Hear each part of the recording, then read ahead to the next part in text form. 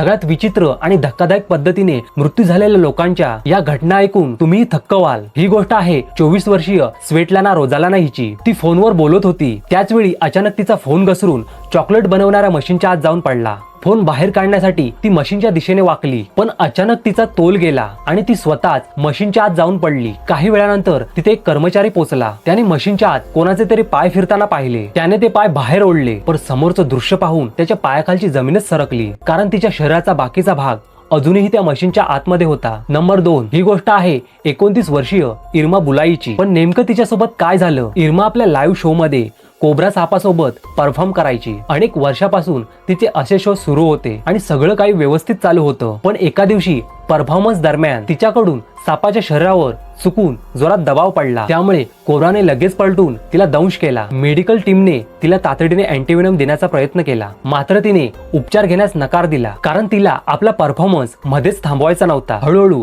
कोब्राच्या विषाचा परिणाम तिच्या शरीरात वाढत गेला आणि काही मिनिटातच तिने आपल्या सर्व चाहत्यांसमोर अखेरचा श्वास घेतला। तुम्हाला हा व्हिडिओ आवडला असेल तर या व्हिडिओला लाईक करा। तुम्ही हा व्हिडिओ युट्यूबवर पाहत असाल तर या चॅनलला सबस्क्राईब करा आणि फेसबुक किंवा इन्स्टावर पाहत असाल तर या चॅनलला फॉलो करा।